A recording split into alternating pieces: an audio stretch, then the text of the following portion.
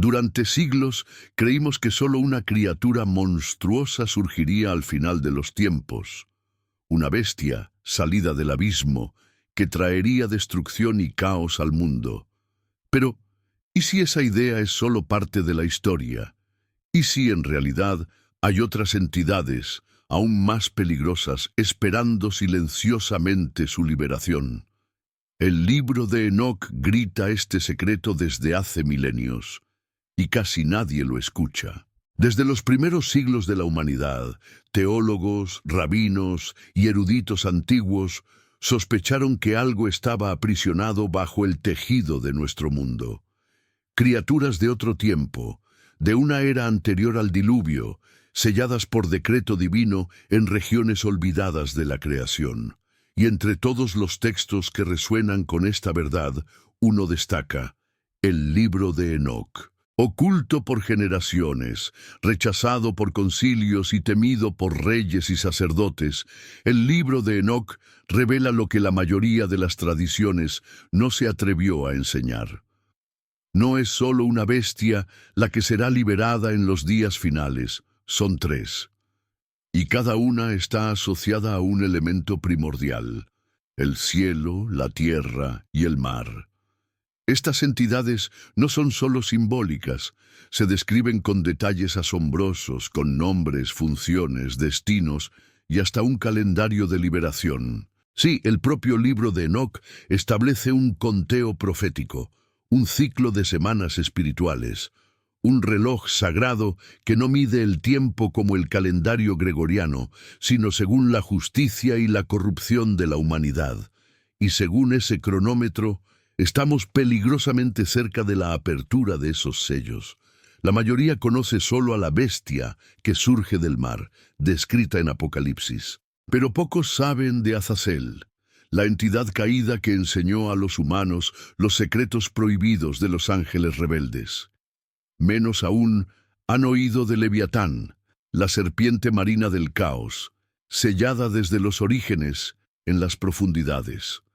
Y casi nadie teme a Behemoth, la fiera terrestre que espera su momento de devastación final.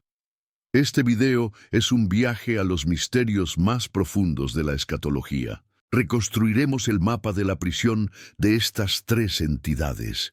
Entenderemos el cronograma profético de su liberación y analizaremos las señales contemporáneas que indican su cercanía. Todo a la luz de las Escrituras, la historia y la tradición antigua. Si crees que ya entendiste el Apocalipsis, espera a ver qué está realmente encadenado bajo tus pies. Mira hasta el final y descubre el secreto que el libro de Enoc revela ahora mismo.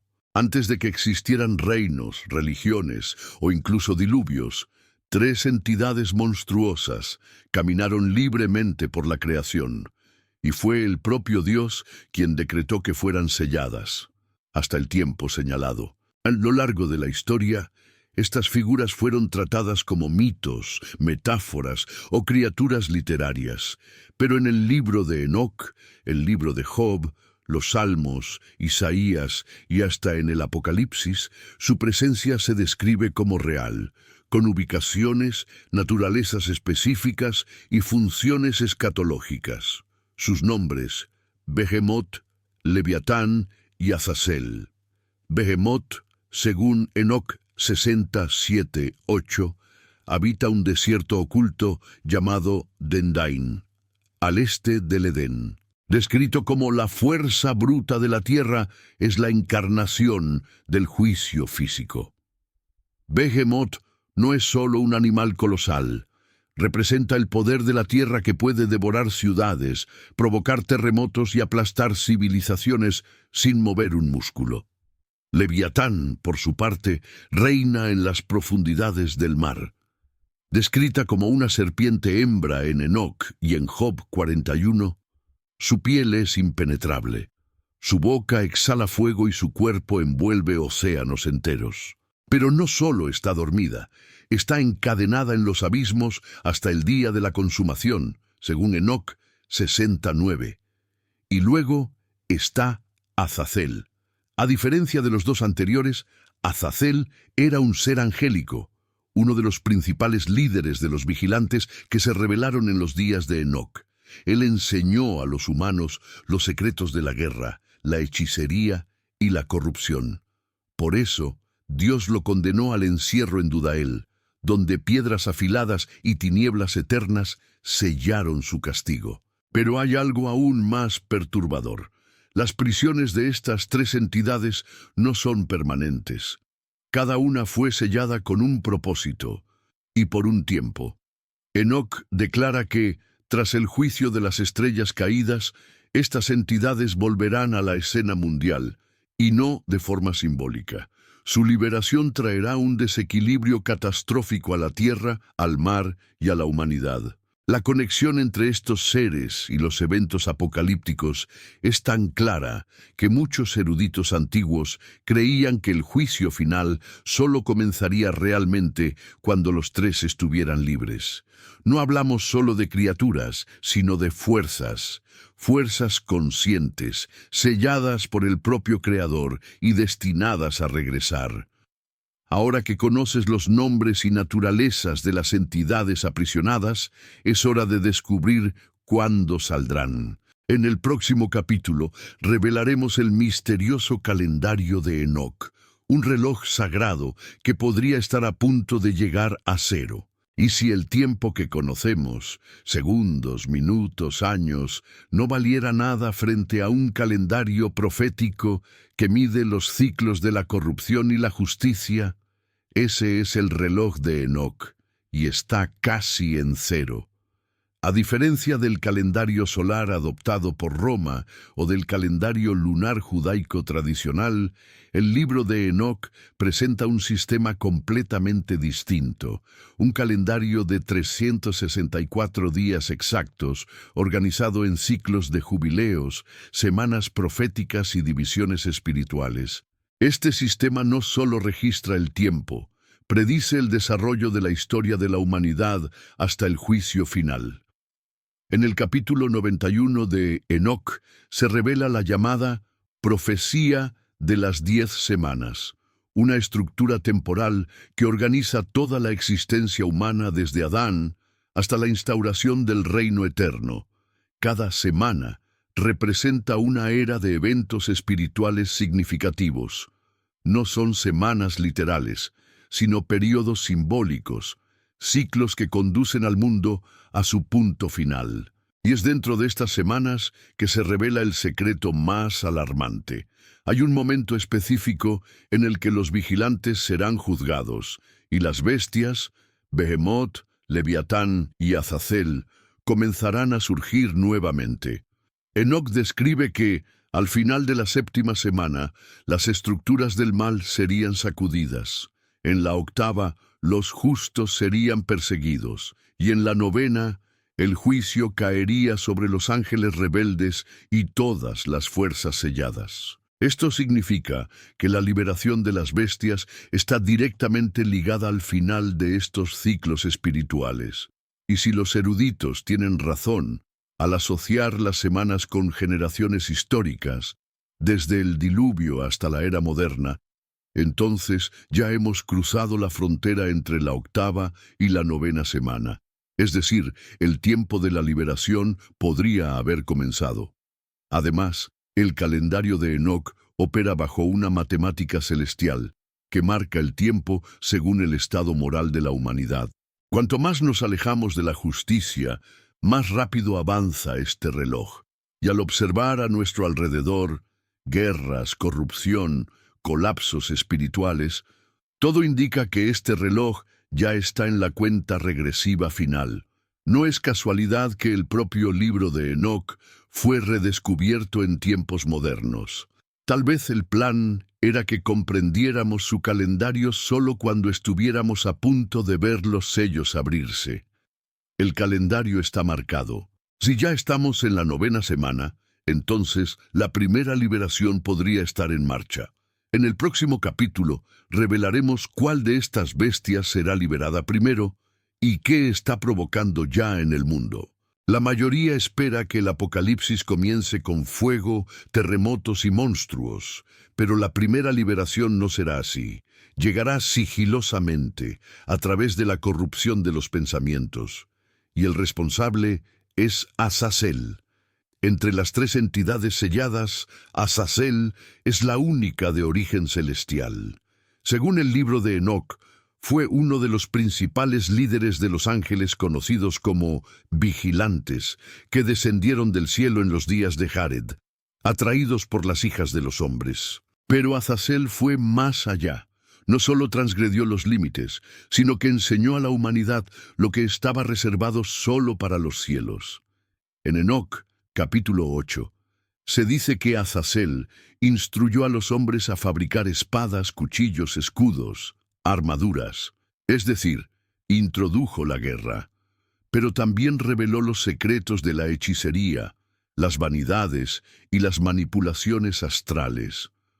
Fue por su causa que, según Enoc 9, toda la tierra se llenó de impiedad y sangre.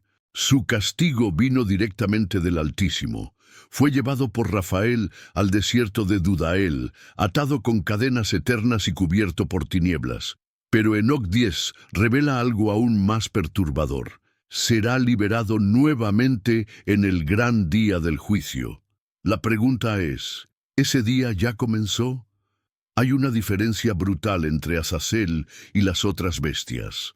Leviatán y Behemoth son fuerzas de la naturaleza, destructoras, sí, pero visibles. Azazel, en cambio, actúa en la mente, en la cultura, en la moral. Su liberación no comienza con terremotos, sino con ideologías, no con monstruos, sino con ideas.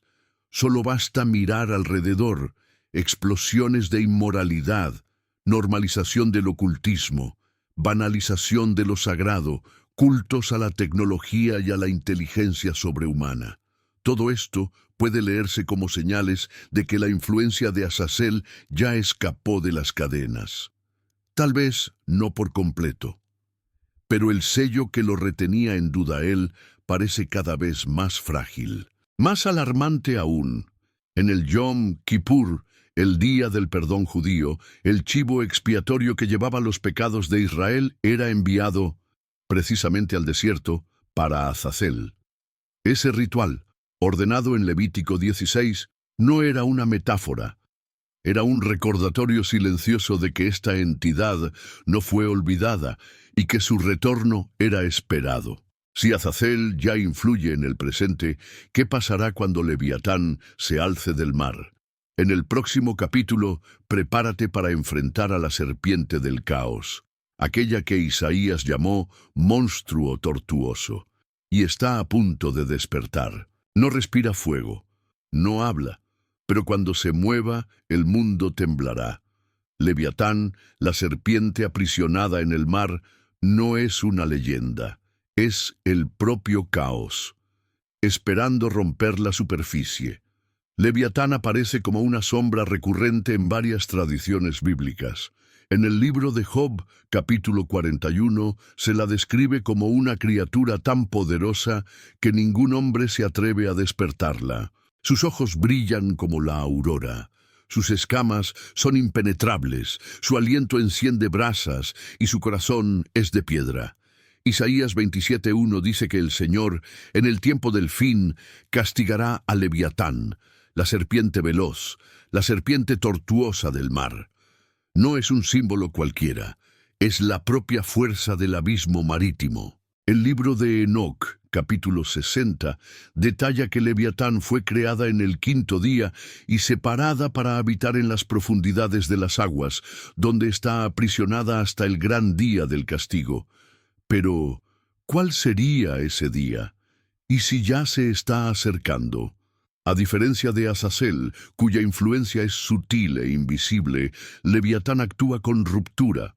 Cuando su prisión sea rota, las estructuras caerán, los océanos desbordarán, los reinos colapsarán. Pero lo más grave es que su acción parece ser espiritual y económica al mismo tiempo. En Apocalipsis capítulo 18 vemos la ruina de una ciudad mercantilista, llena de lujo, que domina los mares, la Gran Babilonia. Sus barcos lloran su caída, Sus mercaderes, que negociaban cuerpos, almas y piedras preciosas, se desesperan. Leviatán no aparece nominalmente allí, pero su presencia se siente. Es el espíritu detrás de los imperios marítimos que sostienen el mundo con avaricia, comercio impuro e idolatría. Y más, la tradición rabínica dice que, en el fin de los tiempos, Leviatán será despertada y librará una batalla con Behemoth en presencia del justo, el Mesías. Esto indica que su liberación será uno de los últimos actos antes del juicio.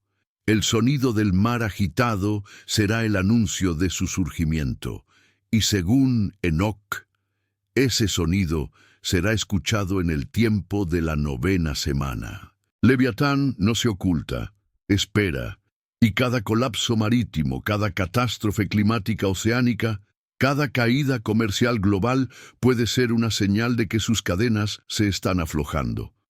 Falta aún la más silenciosa y temida de todas, Behemoth.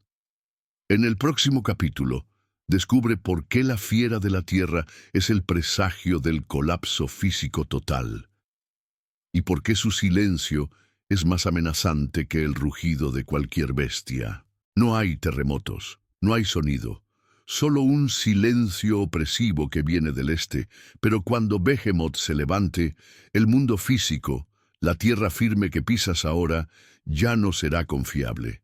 Behemoth es la más enigmática de las tres entidades. No habita los mares como Leviatán, ni actúa en los pensamientos como Azazel. Espera inmóvil en una tierra desértica llamada Dendain, mencionada en Enoc 68. Su dominio es la solidez de la creación, la tierra. Su apariencia no se revela por completo, pero se lo retrata como una criatura de fuerza incalculable, dotada de estabilidad absoluta y destinada a un propósito escatológico muy específico. El libro de Job 40:15-24 lo describe con reverencia. Sus huesos son tubos de bronce, sus músculos, cables de hierro. Se alimenta de hierba como el buey, pero su cuerpo mueve montañas. Dios lo presenta a Job como la obra maestra de sus manos. Pero no te equivoques, esa fuerza monumental está siendo preservada para el día del juicio. Lo que hace a Behemoth especialmente peligroso es su pasividad. Es paciente. No actúa hasta que se le ordene. Y cuando eso ocurra, la estabilidad de la Tierra será destruida. Imagina la solidez de los continentes colapsando, ecosistemas quebrándose, infraestructuras naturales desmoronándose. Eso es lo que Behemoth representa, la ruptura del suelo en el que la humanidad confía. En las tradiciones judaicas antiguas, Behemoth es descrito como la contraparte terrestre de Leviatán. Juntos, en el tiempo del fin, serían liberados para una batalla frente al justo. Pero Enoc va más allá. Sugiere que Behemoth no será solo un guerrero del fin, sino un signo de que la propia tierra está bajo sentencia. Y esto nos lleva a reflexionar. ¿Estamos viendo las señales? Terremotos inexplicables, desplazamientos de placas, volcanes dormidos que despiertan, el suelo partiéndose donde antes había estabilidad. La tierra gime, como escribió Pablo en Romanos 8:22, y podría estar gimiendo por la cercanía de Behemoth. A diferencia de Azazel, que seduce, o Leviatán, que colapsa imperios, Behemoth no engaña, destruye. Cuando se levante, no habrá dónde esconderse, ni montes, ni valles, ni cuevas. Ahora que los tres sellos están a punto de romperse, queda solo una pregunta. ¿Qué pasa cuando estas tres bestias se encuentren?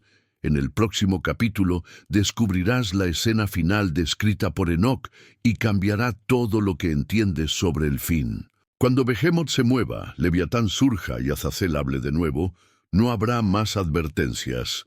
El libro de Enoc describe qué sucede cuando los tres se reúnen, y esa escena marca el punto sin retorno de la humanidad.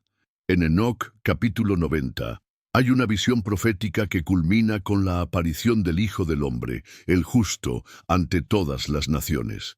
Pero antes de esa manifestación gloriosa, las fuerzas del caos se liberan. La reunión de las tres entidades, Behemoth, Leviatán y Azazel, representa la convergencia del juicio físico, espiritual y cósmico. Es el sello final, el grito de la creación antes de ser renovada por el fuego. La tierra temblará con Behemoth, los mares rugirán con Leviatán, y las mentes de los hombres serán probadas por Azazel. En este escenario, cada rincón del mundo estará bajo una presión invisible, pero abrumadora. No se trata solo de destrucción física, sino de un choque entre el orden divino y el desorden total. Esta escena no está aislada. En Apocalipsis 16 vemos a los reyes de la tierra reunidos por espíritus inmundos para la guerra del Armagedón. En Enoc el escenario es similar. Una última rebelión, alimentada por las tres bestias contra el trono del Altísimo, y como en toda narrativa profética, esa rebelión será aplastada, pero no sin antes probar la fe de los justos hasta el límite. El libro de Enoc revela que en el clímax de esta batalla, el Hijo del Hombre aparecerá en gloria. Se lo describe como aquel cuyo rostro es de sabiduría, cuyas palabras son de fuego y ante quien ninguna bestia puede permanecer. Será él quien vencerá a Leviatán, silenciará a Azazel y destruirá a Behemoth con la palabra de su boca. Este encuentro final no es solo una guerra, es el cierre de un ciclo. Desde el momento en que los ángeles cayeron, la creación ha esperado este ajuste cósmico. Y ahora, con los tres liberados, el escenario está listo para el último acto. Pero atención, esta convergencia no comienza con truenos.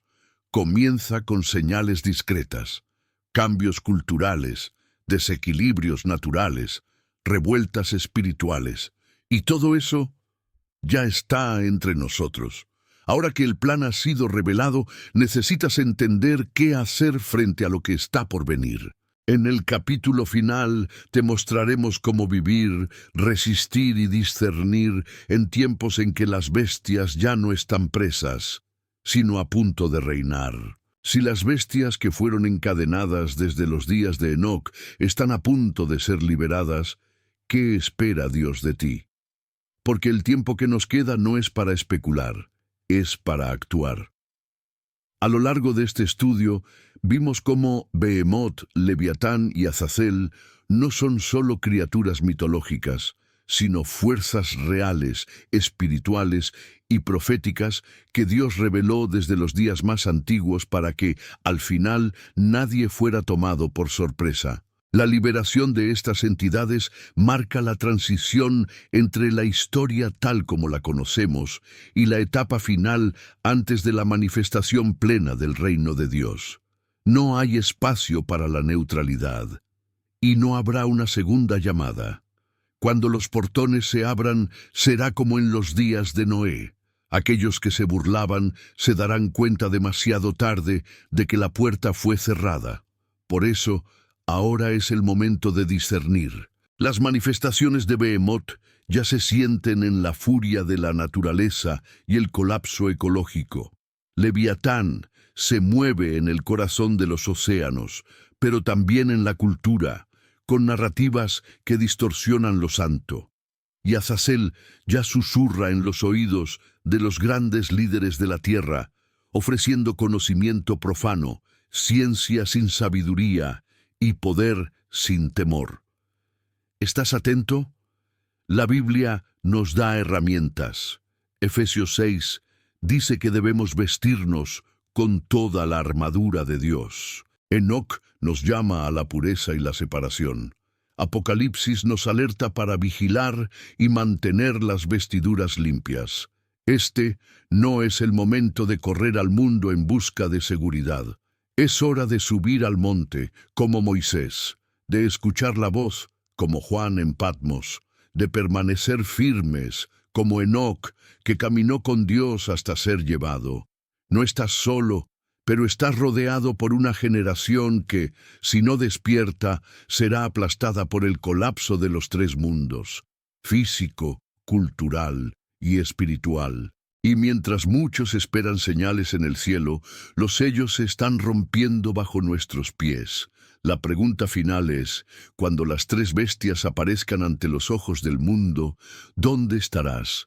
¿En la multitud que corre o entre los pocos que resisten? El tiempo no se detendrá. El reloj profético está en cero, y el libro de Enoc, junto con las Escrituras, ya nos lo ha dicho todo. Si esto abrió tus ojos, comparte este video, comenta qué te impactó más. Y recuerda, no se trata de entender todo, sino de estar despierto cuando todo comience.